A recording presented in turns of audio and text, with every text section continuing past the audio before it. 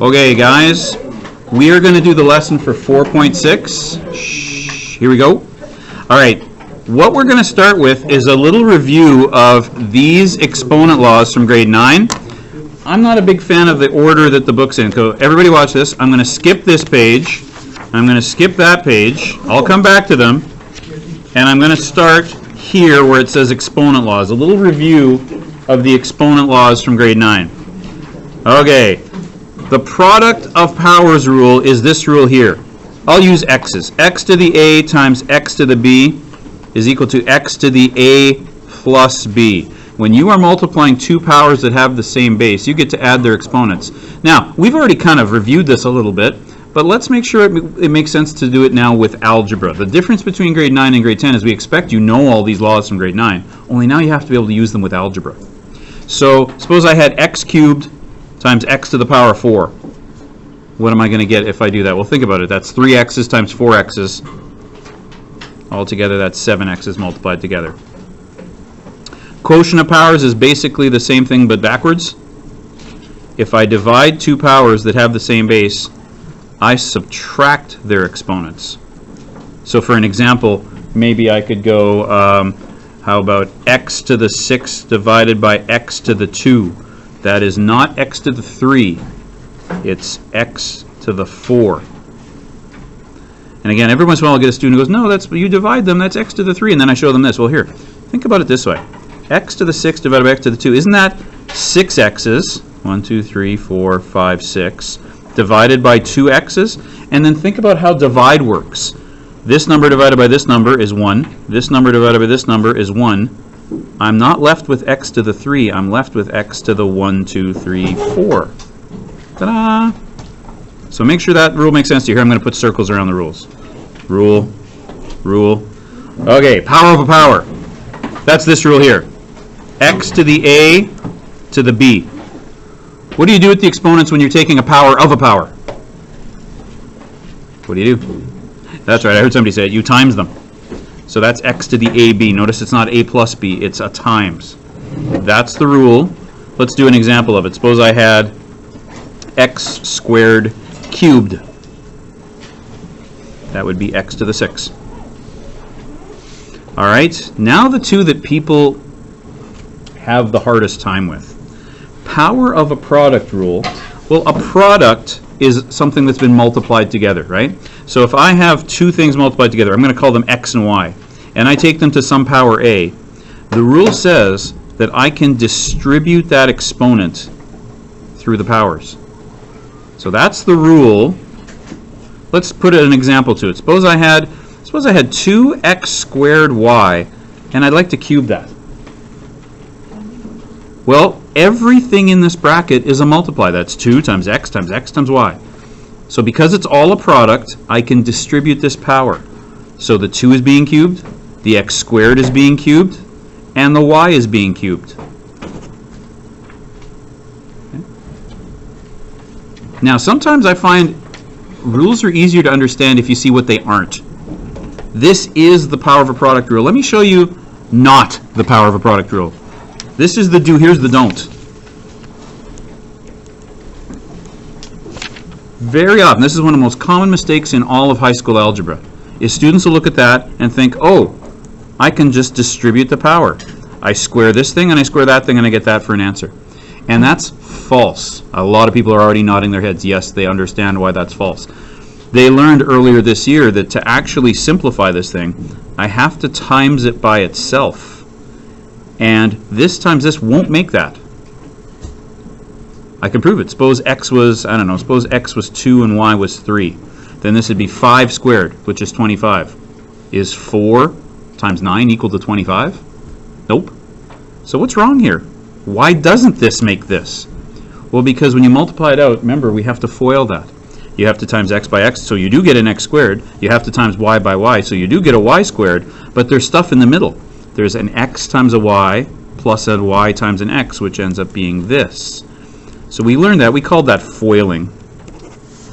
And that was how we squared binomials. But at the end of the day, if you thought this was this, really the problem is you don't quite understand your exponent rule. This is not a product. It's a sum. It's not the power of a sum rule. There is no power of a sum rule. You can't distribute a power through anything except a product or a quotient. If there's any adds or subtracts in the bracket, you cannot distribute the power through the bracket. You got to go back to figuring out what it is by expanding like that. So make sure that makes sense to you.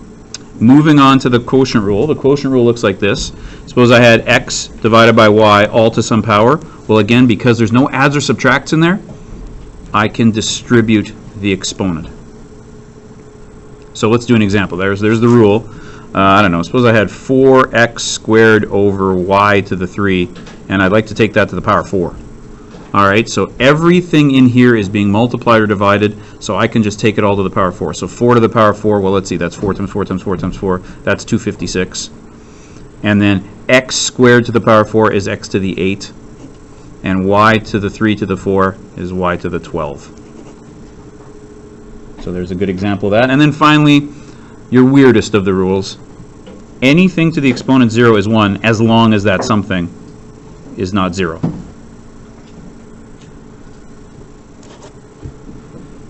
And there's the rules you learned for exponents back in grade 9.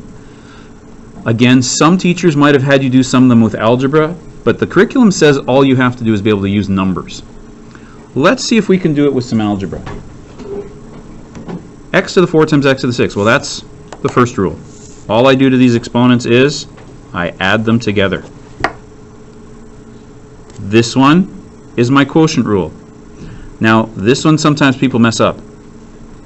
Most people have no problem understanding why it's y to the 4, 6 minus 2, right? How much is the x's, though? It's actually x squared. How come it's x squared? Well, remember, when I say x down here, there is an exponent on that. It's 1. You just don't bother usually writing it. So 3 minus 1 is 2, the same way 6 minus 2 makes 4. So make sure that makes sense to you. Don't forget that x has an exponent. It's just 1. All right. Let's go to some of the examples on the next page. All right. Simplify the following. Okay. Well, everything here is being multiplied, so I'm just going to first of all go 10 times 3. That's 30. But now I can use my exponent laws. That's 4 plus 1 is x to the 5, and 7 plus 2 is y to the 9. This guy. All right, I'm squaring everything. That's power of a power. But remember, the 3 is not a power. It's just a coefficient. So 3 squared is 9. A to the 4 squared is a to the 8. B squared squared is b to the 4. Okay, example 5. Everything in this bracket is multiply or divide, so there's nothing no adds or subtracts to worry about, so I can cube everything. So that's going to be x to the 6, y to the 9. Careful, that 4 is just a coefficient, so when I cube 4, I get 64, and then w cubed. All right, this guy. Does this 4 have any effect on that too? The answer is no. That 4 is only on x to the 6. If you like, you can think of this as 2 times x to the 6 times x to the 6 times x to the 6 times x to the 6. There's 4 of these. There's still only 1 of this. So this is 2x to the 24. It is not 16. We liked example 5 so much that we have another one. Sorry about the numbering problem there. All right, this one I got to do in 2 steps. I'm going to square this, which makes it 9x to the 8. I'm going to cube that, making it x to the 6, and then I'm going to use my product law, making it x to the 14. I highly recommend when you see ones that are this complicated to do them in 2 steps. Same thing here. I'm going to kind of follow BEDMAS here. BEDMAS says do what's in the brackets first. Well, I can actually simplify this in the brackets first. 10/15 simplifies down to 2/3. 8 minus 4 on that exponent is a 4, and then 6 minus 1 is a 5, but I'm squaring all this, so everything gets squared, so that 2 squared is a 4, x to the 4 squared is x to the 8, y to the 5 squared is y to the 10, and 3 squared is 9. Okay. Let's get into tougher examples. Okay, so now go backwards in your booklet. Go back to where it starts, 4.6. So 4.6 now looks like this, right? We have a little review of, again, those power laws that we just went over, but now we also have to add our two new power laws, our radical power law and our negative power law. And we're going to put them all together. Okay, these get weird. Follow along carefully. This one's just fairly straightforward. It's my product law. So m to the 4 times m squared. It means m times m times m times m, sorry, 4 of them, times 2 more m's times m is m to the 6, no problem. But what do I do with these two? Well, how did I get the 6 again? I added the 4 and the 2. What happens when you add 2 and negative 3? You get negative 1. Now, notice what it says in the instructions. Kind of like we don't like fractions that aren't simplified. We don't like radicals that aren't simplified. We don't like final answers that have negative exponents in them. We'd like to simplify that. So, what can I do with this? Oh yeah, remember that rule there? So, see if this makes sense to you. Think this through for a sec. That's my final answer. Where did it come from? Well, it came from the fact that this is 1 over n to the 1. And if I times these two numbers together, this does have a denominator, it's 1. Top times top makes that. Bottom times bottom makes that. Or, if you like thinking about it in simpler ideas, if you have a negative exponent on a base of your numerator, it'll end up being positive in the denominator. All right, let's look at this one now. This is to the negative 5. Careful here. 3 minus negative 2. What is 3 minus negative 2? Positive 5. So that is a reciprocal, but that isn't. So my final answer here is this. See if that makes sense to you where I got that from. Seems like a bizarre thing to think I'm dividing, but I ended up bigger than I started with. Yeah, because think about it. When you divided by this number, you divided by a fraction. Here, I'll demonstrate. Suppose I actually had 2 to the 3 divided by 2 to the negative 2. Well, according to that, that's going to be 2 to the 5. And again, how do you divide and end up bigger? Because you divided by a fraction. Here, let me expand them. 2 to the 3 is 8. 2 to the negative 2 is a quarter. How many quarters go into 8? Well, 4 quarters goes into 1, so the final answer is 32. So it should make sense that this became a 5 because I divided by a negative power. So see if that makes sense to you. All right, let's keep going. I'm cubing all of this, so that's 8, x to the 6, and y to the negative 12, right? 3 times 4 is 12, and a positive times a negative is still negative. We don't like that as a final answer, so the 8x to the 6 stays as a numerator. The y to the 12 becomes a denominator. Oh, we're blurry. Thank you. Again, I don't know what I did different in the second it became blurry, but something I did it didn't like. All right, anyway, this guy here, what can I do with this? Well, 6 and 15, that simplifies. They're both divisible by 3, so that's a 2 and a 5. 4 minus 1 is x to the 3, and negative 3 minus 2 more is negative 5. One last step, negative exponents make reciprocals.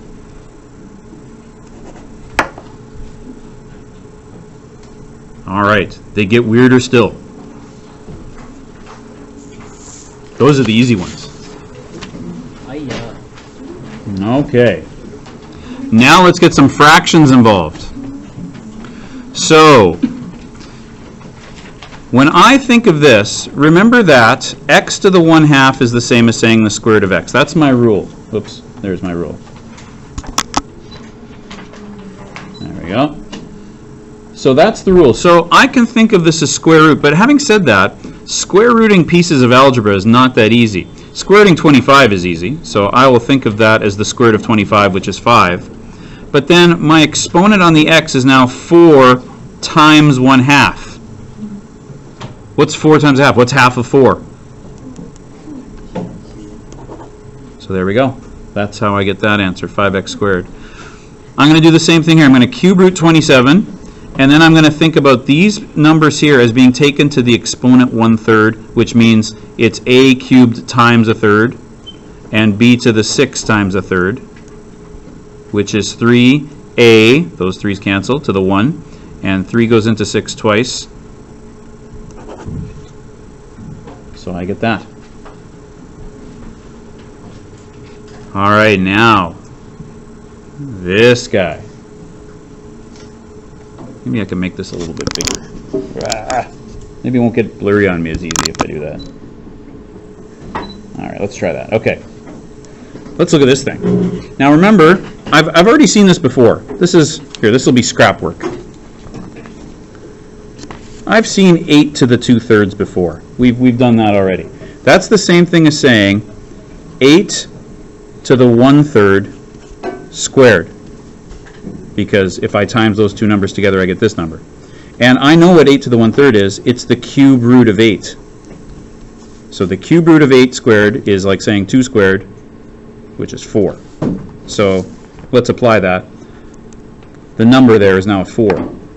But what am I going to do with this thing? Well, again, it's easier. I'm not going to try to cube root those two numbers. It's easy to cube root 8. Not so easy to cube root x's and y's. So I'm going to... Oh, I'm blurry again? Thank you. Probably because I'm moving my hand across too fast.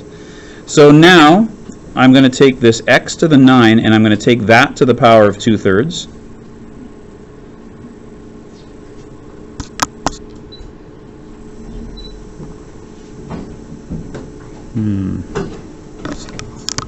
What if I turn that on that way? Sorry, technical difficulties. Okay, then I'm going to take y to the 6 and also times it by 2/3.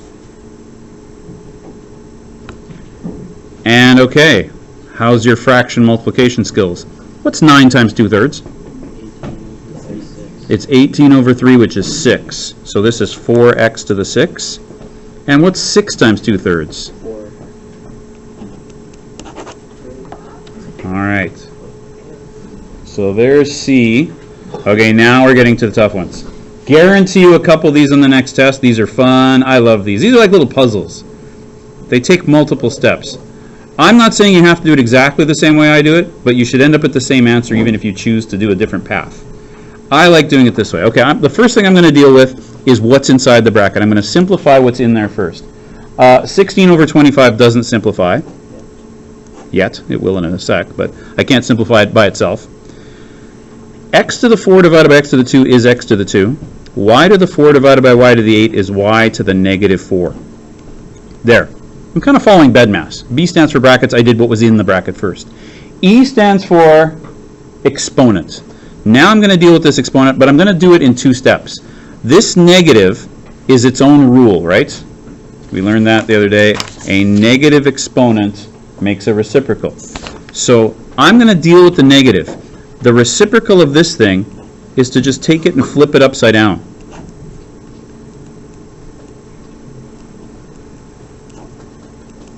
There.